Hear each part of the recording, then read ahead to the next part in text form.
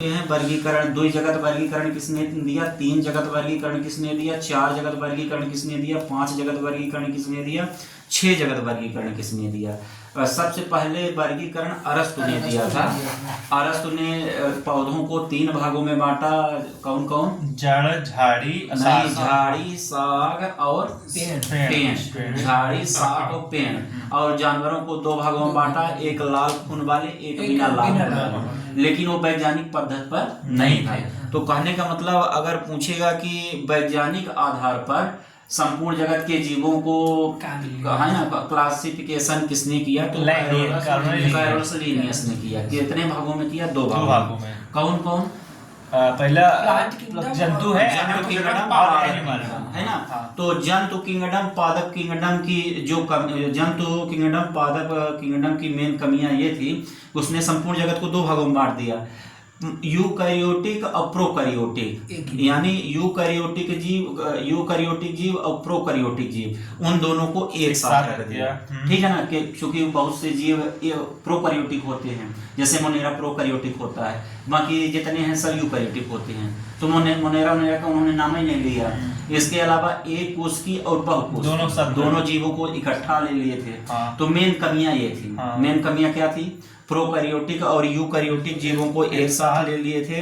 और दूसरी कमियां क्या थी? एक कोशिकी और बहुकोशिकी जंतुओं को एक साथ कर दिए थे। और कवक का उन्होंने नाम नहीं लिया था, पादप कवक का ही मान दोनों को एक साथ कर दिया था, है ना। तो जो 2 जगत वर्गीकरण की मेन कमियां ये थी। पहली कमियां प्रोकैरियोटिक यूकैरियोटिक को इकट्ठा रख दिए थे। दूसरी एक कोशिकी और बहुकोशिकी जीवों को इकट्ठा रख दिए थे, और पादप कवक को इकट्ठा रख दिए थे। तो 2 जगत वर्गीकरण को के बाद हैकल आए। जैसे हैकल नाम में 3 अक्षर है, तो 3 जगत वर्गीकरण हैकल ने दिया। तो हैकल ने प्रोटिस्टा का नाम लिया। प्रोटिस्टा का नाम लिया। तो अब चूंकि प्रोटिस्टा भी यूकैरियोटिक है, तो प्रोकैरियोटिक यूकैरियोटिक सभी को साथ में रख दिए। यानी जो कमियां 2 जगत में थी, सेम वही कमियां 3 जगत में थी। ये कमी दूर हुई जब चौथा जगत आया। 4 जगत वर्गीकरण कौन दिया? कोपलैंड। 4 जगत वर्गीकरण कोपलैंड ने दिया। तो उसमें उन्होंने प्रोटिस्टा मोनेरा का नाम लिया, है ना। तो जब उन्होंने मोनेरा का नाम लिया तो ये वाली कमी दूर हो गई। कौन सी कमी? प्रोकैरियोटिक और यूकैरियोटिक। अब प्रोकैरियोटिक यूकैरियोटिक क्या है? ये प्रोकैरियोटिक ऐसे जीव होते हैं, मतलब अल्प विकसित होते हैं, और यूकैरियोटिक मतलब डेवलप होता है। जैसे केंद्रक विकसित नहीं होता है प्रोकैरियोटिक में। 70s राइबोसोम पाए जाते हैं, जो कोशिकांग होते हैं वो डेवलप नहीं पाए जाते हैं। तो प्रोकैरियोटिक जीव ऐसे जीव होते हैं जिनके जो डेवलप नहीं होते हैं, और यूकैरियोटिक डेवलप होते हैं। ठीक है ना। तो मैंने ये तो सोल्यूशन हो गया था कि प्रोकैरियोटिक और यूकैरियोटिक को जब 4 जगत वर्गीकरण आया कोपलैंड वाला, तो उसने प्रोकैरियोटिक और यूकैरियोटिक जीवों को तो अलग अलग कर दिया था, और एक कोशिकी और बहुकोशिकी जीवों को भी अलग अलग हो गए। लेकिन मेन कमियां ये थी कि उन्होंने कवक के बारे में इंट्रोड्यूस नहीं किया था। तो 4 जगत वर्गीकरण में ये कमी थी। जब 5 जगत वर्गीकरण आया, तो 5 जगत वर्गीकरण में 5 जगत वर्गीकरण में कवक जुड़ा है। तो मोनेरा प्रोटिस्टा पहले थे, है ना, और एनिमेलिया प्लांटी एक नया जुड़ गया कवक। तो 5 जगत वर्गीकरण में 5 जगत वर्गीकरण की भी कमी थी। उन्होंने वायरस का नाम नहीं लिया, उन्होंने वायरस का नाम नहीं लिया था। तो 5 जगत वर्गीकरण में ये कमी थी। फिर 6 जगत वर्गीकरण आया। तो 6 जगत वर्गीकरण कार्ल वुंज 6 जगत वर्गीकरण दिए थे। उन्होंने क्या किया था कि जो मोनेरा था, मोनेरा को 2 भागों में बांट दिया।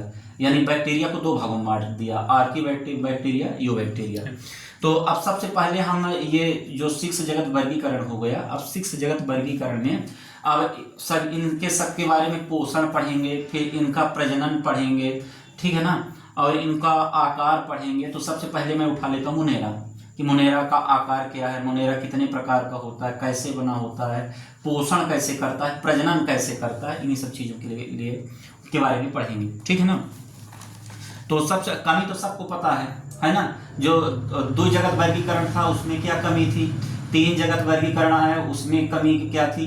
4 जगत वर्गीकरण आया उसमें कमी क्या थी? 5 जगत वर्गीकरण आया उसमें कमी क्या थी? क्वेश्चन सीधा पूछेगा कि 4 जगत वर्गीकरण में क्या कमी थी। तो 4 जगत वर्गीकरण में ये कमी थी कि उन्होंने तो कवक को इंट्रोड्यूस नहीं किया था। 5 जगत वर्गीकरण में कमी क्या थी? बैक्टीरिया का नहीं है। बैक्टीरिया नहीं, मोनेरा बैक्टीरिया है। वायरस को इंट्रोड्यूस नहीं किया था। हाँ, विषाणु। और अगर पूछेगा कि प्रोकैरियोटिक यूकैरियोटिक वाली कमी किसमें थी, तो 2 जगत और 3 जगत, चौथे जगत से पूरी हो गई है ना। हाँ। तो हम सबसे पहले पढ़ते हैं हम लोग मोनेरा के बारे में। तो मोनेरा को 2 भागों में बांटा गया है। कौन कौन? Archie bacteria, you bacteria. Monera जितने आते हैं तो कैसे होते हैं? प्रोकैरियोटिक होते हैं। एक कोश की होते हैं, प्रोकैरियोटिक होते हैं, यानी एक ही कोशिका से मिलके बने होते हैं। अब जैसे बैक्टीरिया के बारे में तो पता है कि बहुत सी बीमारी हो जाती है बैक्टीरिया से, है ना। तो बैक्टीरिया जो होते हैं मोनेरा कैसे होते हैं? एक कोश की होते हैं, प्रोकैरियोटिक होते हैं। क्वेश्चन आएगा कि एक कोशिकीय या प्रोकैरियोटिक होते हैं तो कौन होते हैं? मोनेरा होते हैं। और प्रोटिस्टा भी होते हैं एक कोशिकीय, मतलब स्टार्टिंग के जो 2 जगत होते हैं, जैसे मोनेरा प्रोटिस्टा। तो मोनेरा एक कोशिकीय होता है, प्रोटिस्टा भी एक कोशिकीय होता है, लेकिन मोनेरा एक कोशिकीय प्रोकैरियोटिक होता है। और जबकि प्रोटिस्टा एक कोशिकीय यूकैरियोटिक होता है। अंतर दोनों में यही है, ठीक है ना। कहने का मतलब अगर पूछेंगे तो मोनेरा में केंद्रक झिल्ली नहीं होती है, केंद्रक उसका मोनेरा का विकसित नहीं होता है। और पृथ्वी पर सबसे अधिक पाए जाने वाला जीव कौन सा है? बैक्टीरिया है। वर्तमान समय में पृथ्वी पर सबसे अधिक पाया जाने वाला जीव कौन सा है? बैक्टीरिया। क्वेश्चन आ चुका है। हाँ, नहीं, बैक्टीरिया कि पृथ्वी पर सब, वायरस नहीं, बैक्टीरिया। हाँ, बैक्टीरिया नहीं, जीवाणु। कहने का मतलब पृथ्वी पर सबसे अधिक पाया जाने वाला जीव। हाँ, सबसे पहले जीवाणु के बारे में। तो मोनेरा को 2 भागों में बांटा गया है, यानी बैक्टीरिया को 2 भागों में बांटा गया है। एक आर्की बैक्टीरिया, एक यू बैक्टीरिया। आर्की बैक्टीरिया को 3 भागों में बांटा गया है। आर्की बैक्टीरिया को 3 भागों में बांटा गया।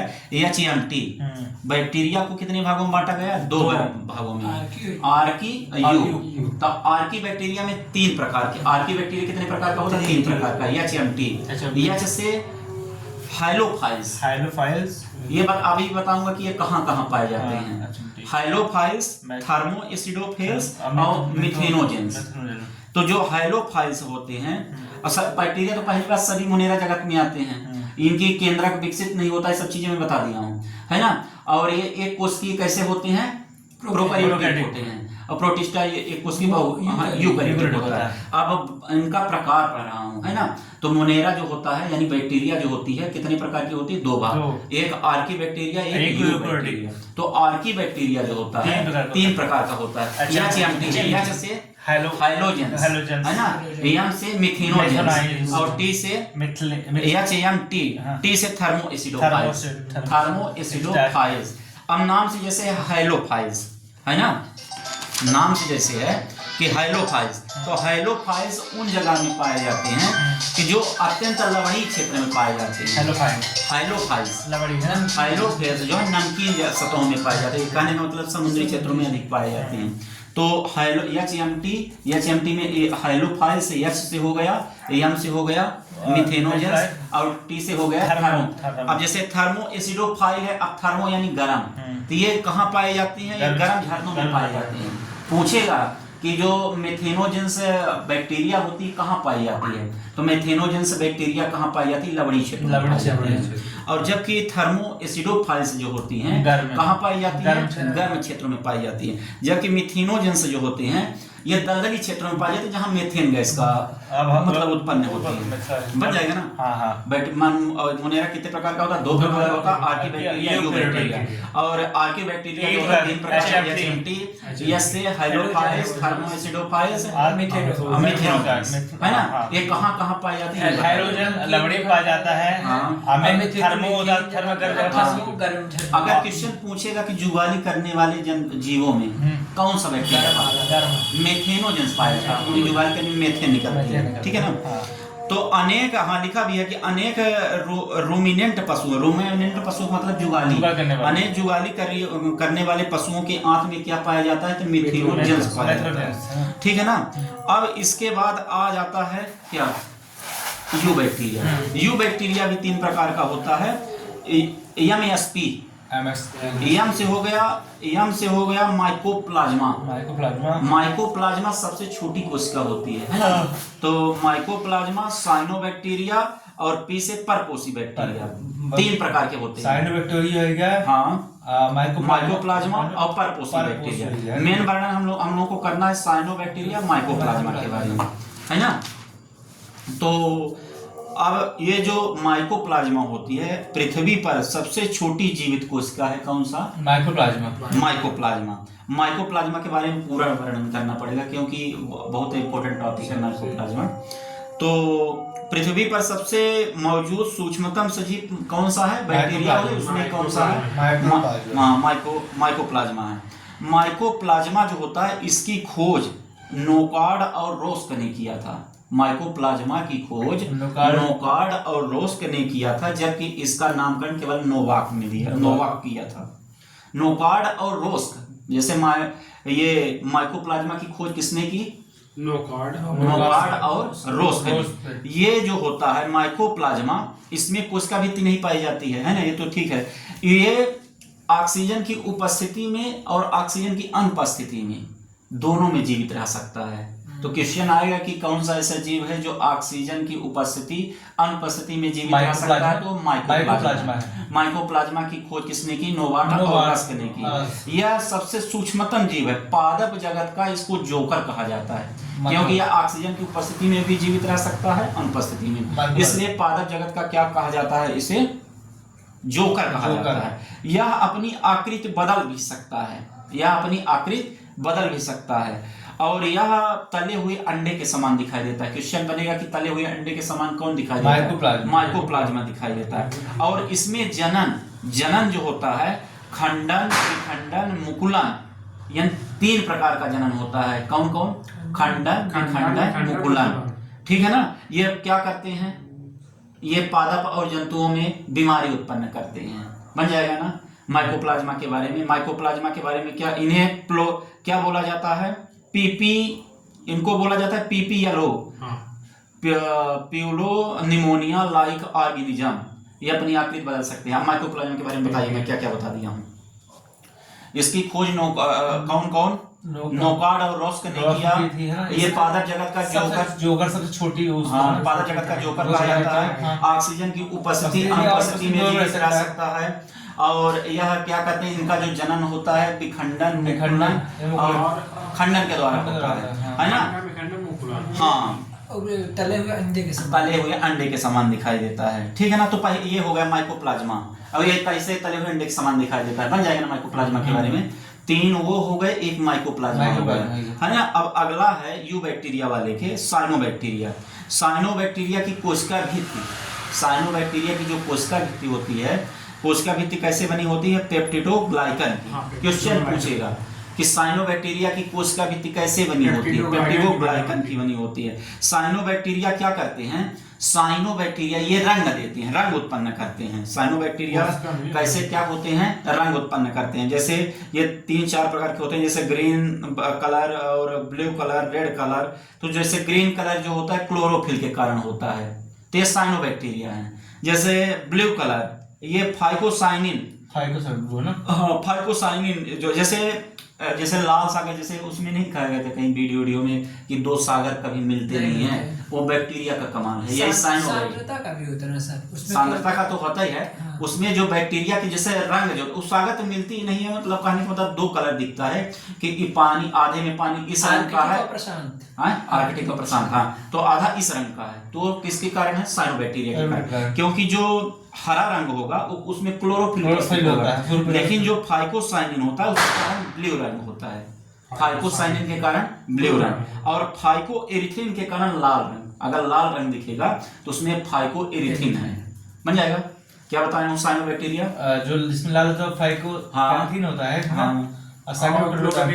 होता है, और क्लोरोफिल होगा तो नीला हो जाएगा। तो दोनों हो गए माइकोप्लाज्मा, साइकोप्लाज्मा। इस तरह से साइनोबैक्टीरिया में जो जेलीनुमा वो होती है, जेलीनुमा आवरण से ढकी होती है ना।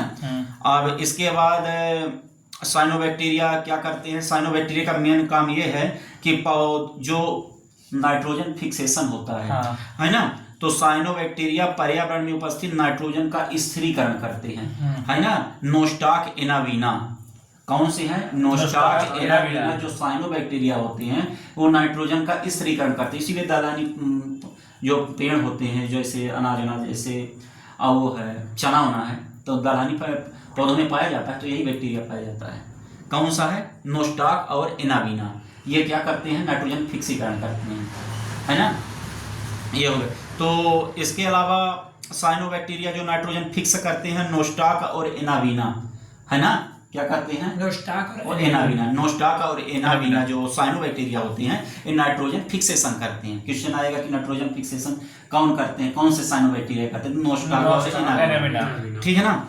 Cyanobacteria nitrogen. इसके अलावा ये जो होते हैं पृथ्वी पर सफलतम जीवधारियों का समूह जो कहा जाता है, कि पृथ्वी पर सफलतम जीवधारियों का समूह इन्हीं को कहा जाता है, साइनोबैक्टीरिया। और साइनोबैक्टीरिया प्रकृति के ऐसे जीव हैं जो प्रकाश संश्लेषण में जल का उपयोग करते हैं, O2 का उत्सर्जन करते हैं। साइनोबैक्टीरिया ऐसे जीव होते हैं जो प्रकाश संश्लेषण करते हैं, है ना, और O2 का उत्सर्जन करते हैं, और मतलब O2 का उत्सर्जन करते हैं, ऑक्सीजन का क्या करते हैं? उत्सर्जन करते हैं। कहने का मतलब कि वायुमंडल के निर्माण में इनका विशेष योगदान है। ऑक्सीजन नहीं होता ना, बिल्कुल। किसका? ऑक्सीजन नहीं होता ना, प्रकाश संश्लेषण की अपर्याप्त ऑक्सीजन कोई मात्रा नहीं होता ना, ऑक्सीजन बाहर जा रही है ना। हाँ, मेन चाहिए सर ग्लूकोज नहीं ना, ऑक्सीजन उत्सर्जन होता है, कार्बन डाइऑक्साइड CO2 होता है, जल चाहिए, जल चाहिए, प्रकाश का ऑक्सीजन कोई मात्रा नहीं होता ना, उससे उत्सर्जित होता है, ऑक्सीजन निकलता ऑक्सीजन निकल जाता है ना, क्रिया के बाद बनता है। अब चलिए, अब इसके बाद